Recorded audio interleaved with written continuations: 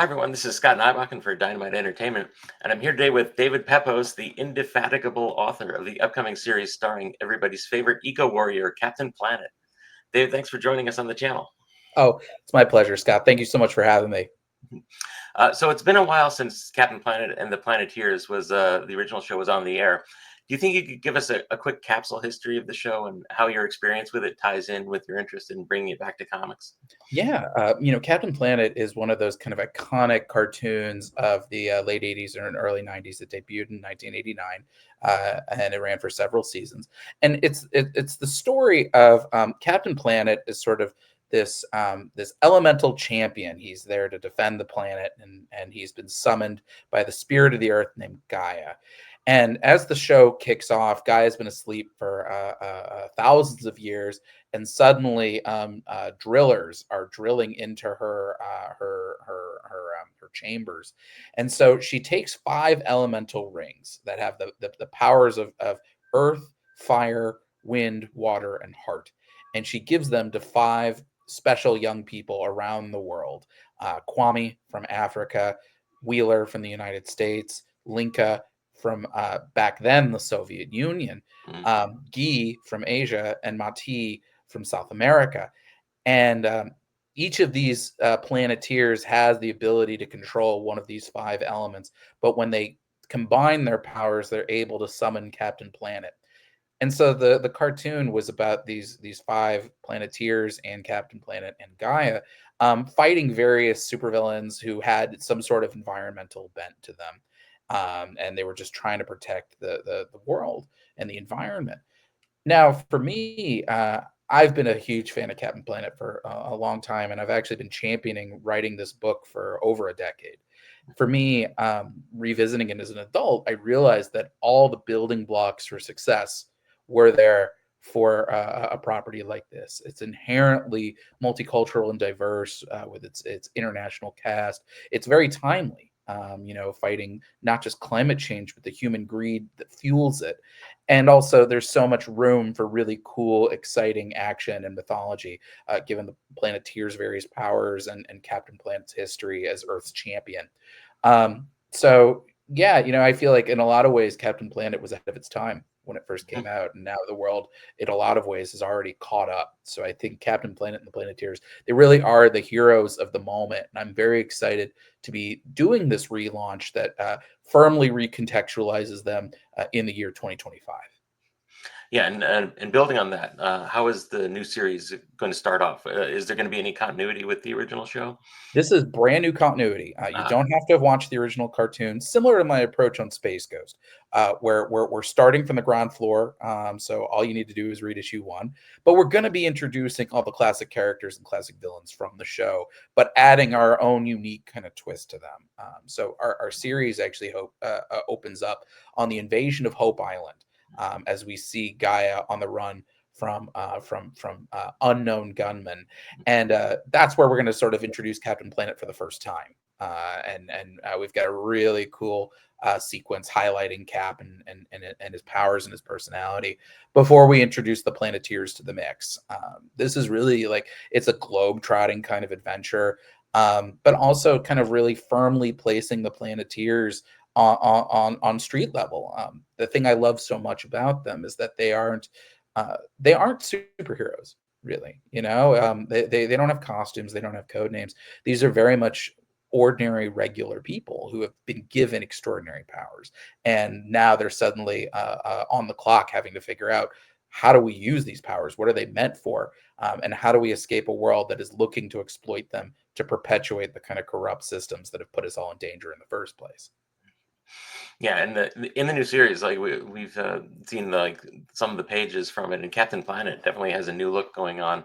Can you tell us about how you and the artist Iman Yeah. Casalos went about updating the characters' appearances? Absolutely.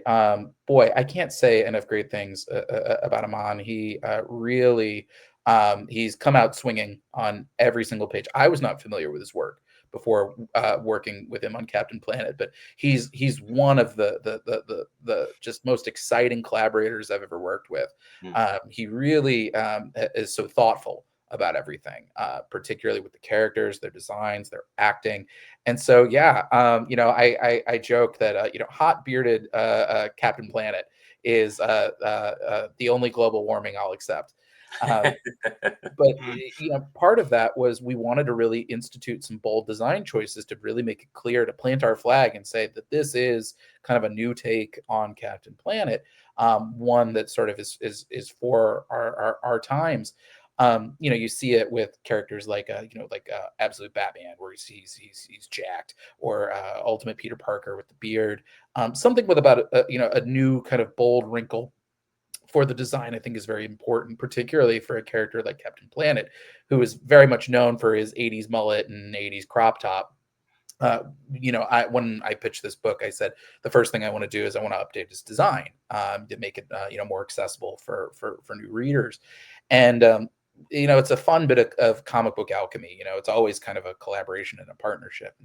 I had done a quick write up on Captain Planet and the various Planeteers, with some thoughts that I had. For me, Captain Planet, I wanted to build him as he's not a human being. He's not made out of flesh and blood like you and me. He's created out of the five elements, and so his hair is made of fire, and his shoulders are made of rock, and his skin is made of ice, and his eyes are have this like eerie blue tone to them. That's sort of, it's both something that's very calming, but also not quite human.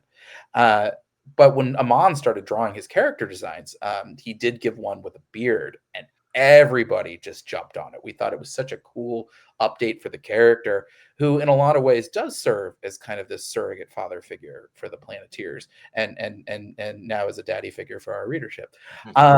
It's for me. It's something new. It's something interesting, and I think it really speaks to Captain Planet's concept, where he's this sort of immortal elemental champion of the wilderness. He wouldn't be the kind of guy that would take the time to shave. This is a guy who I think has that a little bit of that rugged element, just part of his core concept.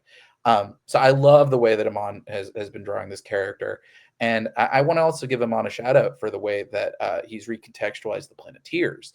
Uh, you know, in the original cartoon, they have matching outfits, but they are still kind of, they're not superhero costumes by any means. But for me, I really wanted to make sure that each of the Planeteers, fashion his personality in a lot of ways, and it gets to show what their backgrounds look like. So, for example, Kwame, we see his knee brace, and that's a core part of his character. The fact that he is someone with a disability. We've got also, he's got his hoodie, which has his favorite number for his favorite soccer player on it. Or things like Linka, who she's been recontextualized as sort of an eco activist musician from Russia. And so, having her in her concert gear is very exciting. And Guy, I think, really exudes so much personality. She's our team scientist, and Amon did some really cool stuff with her design on all that. So, yeah, it's one of those things. I really wanted to make this book as accessible and inviting and timely as possible. These are real people, and I wanted to make sure that if you saw the Planeteers, you would see, oh, these are people that I could run into on the street. And I think Amon has done a truly sensational job at bringing them all to life. Yeah, and you touched on this like a little bit earlier, Yeah. which was uh, but I wanted to like ask how much you were going to be delving into the distinct backstories of the Yes. Planeteers, and how these differences, like how their differences affect the story dynamics. It's a core part of the series. I'm so thrilled. We'll see, in issue one, that we're going to see the Planeteers, in their home contexts, and I think that goes to, I think, really highlight the scale of this series. But I think it's also a core part of the original concept of Captain Planet and the Planeteers, which is, this is a group effort. No one country can kind of solve all this on their own. It's got to be people on the ground level from all around the world. And that's, I think, something that I really love so much about that core concept. It feels a lot like Claremont's X-Men. in a lot of ways. It's so organic in the way that it's so diverse and multicultural. And so I think that's a core part of the concept, is that you have people from different walks of life, people with different perspectives and backgrounds, and personalities, and you kind of figure out, all right, where do these people bond? Where do they clash? I think the Planeteers individually come from some really interesting archetypes that we're then able to kind of flesh out with new and interesting wrinkles. But yes, their backstories and where they come from and their perspectives are so huge. It's a core part of the book. For example, Kwame, he hails from Ghana, and he was a former soccer prodigy until an injury sidelined him. And so now he's been having to figure out, like, okay, what's my path moving forward from here? I pitched him as Cyclops from the X-Men meets Sam from Ted Lasso, where he's the leader. He's very kind of unassuming but very charming. But as kind of a former soccer team captain, he's the one who knows what it's like to work in a group. He's got that sort of instinctual, tactical thinking to him. And he's kind of the one where, like, if everything has gone to hell, Kwame is the one you want to turn to. He's the one who's going to be the last man standing. And so he's been such a fun character to write. Wheeler, we've recontextualized in a really interesting way. In the original cartoon, he's from Brooklyn, but in this series, we've actually recontextualized him as an auto worker from Detroit, because I wanted to make it a point that there's so many different facets and angles about environmentalism that we don't necessarily always think about. But for Wheeler, he's really our point of view character. He's the character whose whole arc is figuring out, why does this matter? Why should we care about the Planeteers and their mission? Why is this important? And I think for him, being an auto worker who's dealing with an industry in change due to green technology, that's something that's very real to him. That's his livelihood, and that's something that is something he's always going to be kind of in the back of his mind. So he's very exciting to me. He's sort of like classic Hawkeye. He's very combative. He's you're not the boss of me, but at the same time, with his power of fire, he's the one in least control of his abilities, and so that's sort of an inner conflict that'll be a lot of push and pull for him. Linka is one of my favorite recontextualizations of the whole cast, in that when the original Captain Planet came out in 1989, she was from the Soviet Union. And obviously, history changed quite a bit, ahead of the show's third season. She was originally the most conservative of all the Planeteers in the original show. And given how much Russia has changed since 1989, she's actually now kind of flipped. She's by far kind of the most liberal and progressive member of the team. She's a member of this eco-activist underground band that has had some run-ins with the police. She's the true believer. She's the one who's like, this mission is important. I believe it to my bones. But there's some interesting wrinkles to her backstory that kind of show, there's a little bit of there's some conflict in there that she's kind of struggling to overcome. And she's really fun. She's a little like Magic from the X-Men, a little. She's the team scrapper.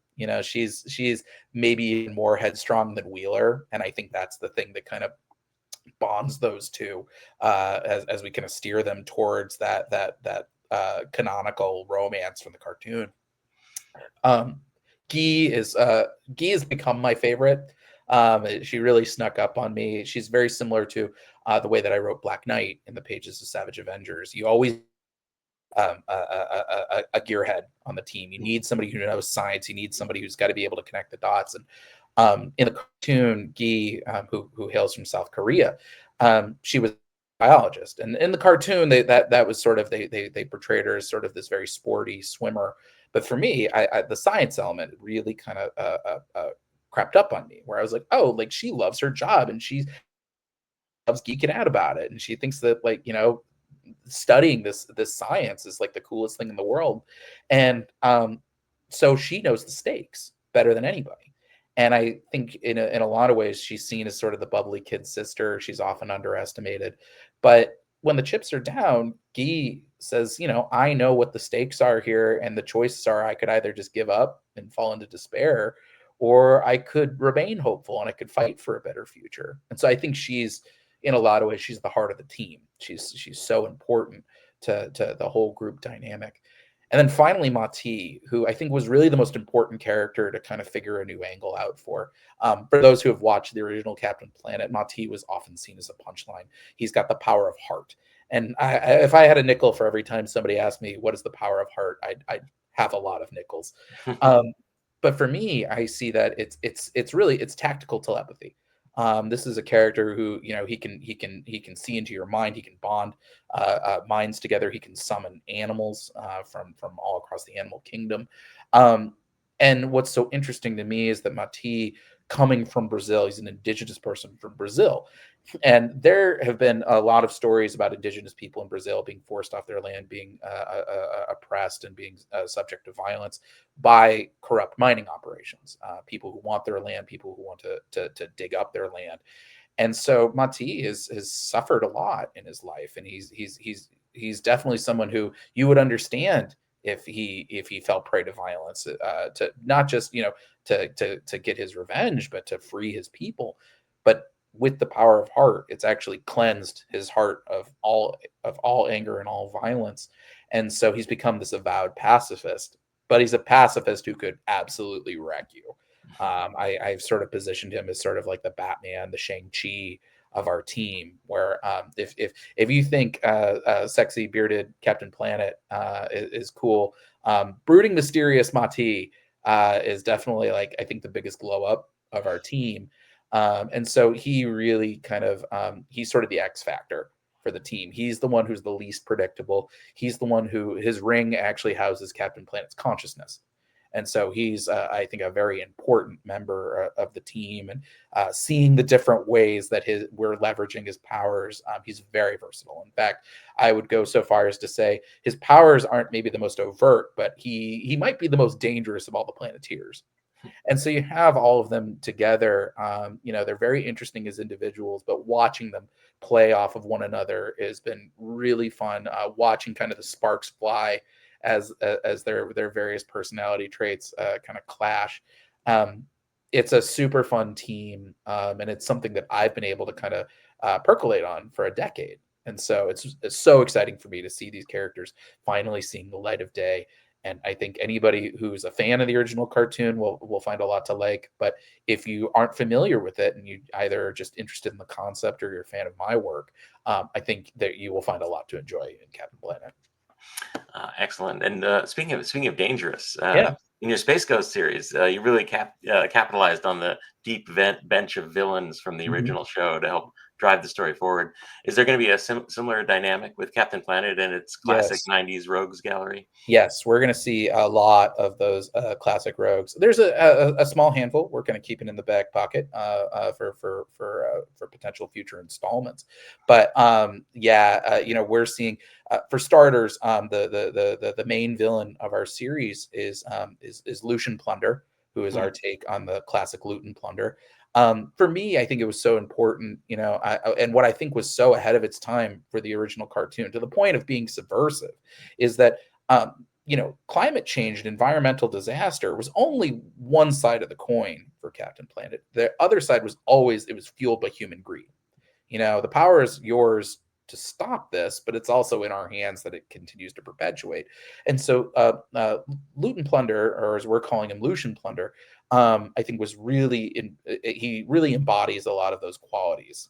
He's somebody who is sort of ambitious to a fault. He's somebody who's ruthless to a fault. You know, he's sort of one of those, and I think it's very insidious, particularly in today's culture. He's one of those guys who comes across as utopian, but at the same time, his ambitions are not in check for anything. He doesn't have the ethics or the scruples. He doesn't care who gets caught in the crossfire. He doesn't care who has to suffer for him to consolidate wealth and power. So he's kind of our sort of our big bad puppet master for this storyline. Um, and he's got a lot of fun villains kind of coming in his wake. We see Argos Bleak, for example, who's sort of his lieutenant, his right hand man, and he's kind of the muscle behind the throne. And he's got some very cool stuff coming. I'm in the process actually right now of writing Duke Nukem, who's going to be a very fun character in the mix. We'll see Dr. Blight and her AI Maul. She's got an important role in all this. And there's a few other villains that I can't spoil just yet, but it's going to really kind of set off the fireworks for this series in a really cool and exciting way. But just like what I did with Space Ghost, it's very much you take kind of those core components from the original series and you just figure out what's my twist on this, what's my way of kind of making this a modern take on these characters. And I think the thing that is so surprising to me is, I like I said, I've been pitching this book to every publisher in the industry for 10 years. And back then I thought Captain Planet was a timely book, something that kind of spoke to the issues of today. It's only gotten more timely by the second. I know that the cartoon sometimes gets a bad rap for not necessarily being the most subtle. And I would counter, reality has gotten less subtle. And so I think seeing these villains who really do speak to a lot of the ills that we're dealing with today, in terms of the consolidation of wealth, the militarization of governments and force, just the people that feel like they can act outside of the law with impunity, and they are not punished for it. In fact, oftentimes they're rewarded. Um, that's something that I think we can all relate to in the year 2025. And I think it's really exciting to kind of have these characters, these street level characters who are sort of outside of that system. They're the ones who are on the run. A way that I pitched this book, I pitched it as X-Men 2 meets Avatar: The Last Airbender. And so I love this idea of these kind of underdogs on the run who have been given these great powers, but they have to deal with some pretty gnarly villains along the way. And in the original animated show, Gaia, being the physical manifestation of the spirit of the earth, is basically an immortal figure. Yeah. But in this new series, I know like she's like plays a pivotal role in the first story arc as the target of a kidnapping plot. Will we be seeing a more human side of her over the course of the series as well? Yes. So Gaia was I think the thing for Gaia, that's what made the whole series kind of click for me. Whenever you're approaching a classic cartoon like Captain Planet or Space Ghost, the first thing I try to think of is, how do I ground this? What are the limitations? What are the weaknesses? So that way, I can kind of build adventures and storylines and choreography off of that. If a character is too powerful, it makes things very, very difficult. It makes it hard to challenge those characters if they can do anything. And so for us, the way that we've recontextualized Gaia, I think, is really fun, and I think really speaks to the core concept of Captain Planet, which is, rather than making her kind of an immortal demigod like in the original cartoon, she's actually she's more like a Dalai Lama figure in this series. That her title as the High Priestess of Earth is actually generational. She's a human being like you and me, just one who has a connection to the energies of our world. And so we see a little bit of this in issue 2, but it's actually her dynamic with Captain Planet is a little symbiotic. That across the millennia, there's always been a high priest of Earth and the immortal champion of Earth. And I think that speaks to Captain Planet's kind of core concept. It would be so easy to say, well, why don't you just summon Captain Planet forever? And then you can kind of hand wave away pollution and it's game over. But that's not how it works. You can't just have a genie fix the world.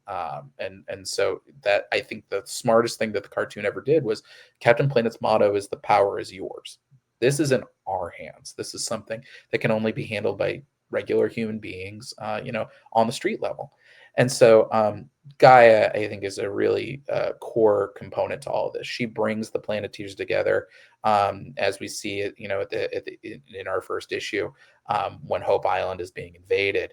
Her Hail Mary play is, I have these rings, I can't let them fall into the wrong hands. And so she scatters them in sort of almost like a Green Lantern kind of fashion. And that's how we get to meet the various Planeteers. They're chosen for a reason.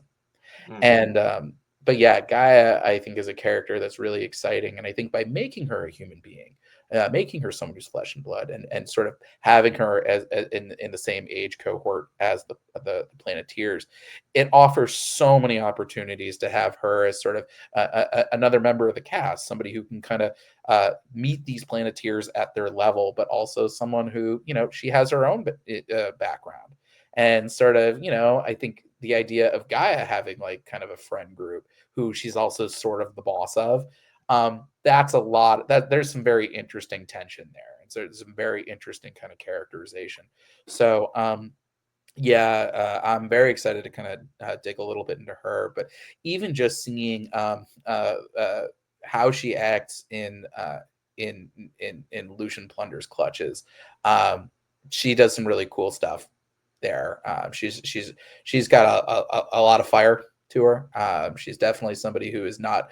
I would not consider her a passive observer for any of this, and so yeah, and the way that Amon Casalo is drawing her is really sensational. I think people are really going to love it. Excellent. Finally, while there are plenty of classic villains to choose from in Captain Planet's lore, what would be a good new villain whom you could introduce as a manifestation of our 21st century screen addicted culture? Boy, that's a great question.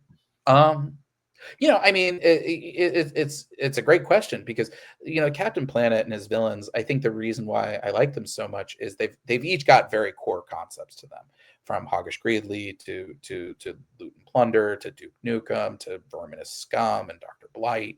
They all have their own kind of very unique visual style and their own core concept, but it's also very flexible. They can do a lot of different things. But I think if I was trying to think of a new villain for hmm. I think two things. I think one is somebody who traffics in misinformation. I think that is, something that I think is sort of one of the modern plagues that we deal with right now, and I think it's the thing that kind of stops us from making any sort of meaningful positive change. That there's sort of an army of bots and misinformation that's kind of obscuring reality. They say we live in a post-truth society, and I think having a villain that reflects that would be very interesting. I think also, having a character that works in politics, I think would be very interesting. I think that would speak to the timeliness of Captain Planet, especially given the fact that environmentalism has become so politicized, that it's sort of an easy way to kind of divide people, especially because environmentalism as a cause is often seen as hypothetical. It certainly was in the original Captain Planet in 1989, but I would argue that it's not hypothetical anymore. We're living in climate change. I lived in New York during Hurricane Sandy. I live in Los Angeles now, which was just ravaged by wildfires. My parents live in the Midwest that had record freezing temperatures. We are living in climate change right now, and what the cost is sort of ordinary people like you and me on the ground. And so I think the Planeteers' number one mission is just convincing people that their mission has merit, that we need this is something we need to focus on, given all the myriad ills that plague our society today. And that's something that I'm really trying to explore in this series. I'm trying to make the cause feel as emotionally driven and as immediate and as accessible as possible. I think these characters are really engaging, and I think there's room, just by virtue of the core cast. It's positioned to kind of build a bigger table and to invite as wide of a readership as possible.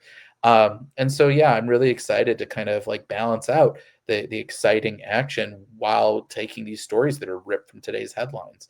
And so, yeah, I think Captain Planet, like I said, he's a character who was ahead of his time, but now the world is caught up, and he is truly a hero of today's moment. Excellent. Well, David, thanks for joining us, and thanks to everyone for watching.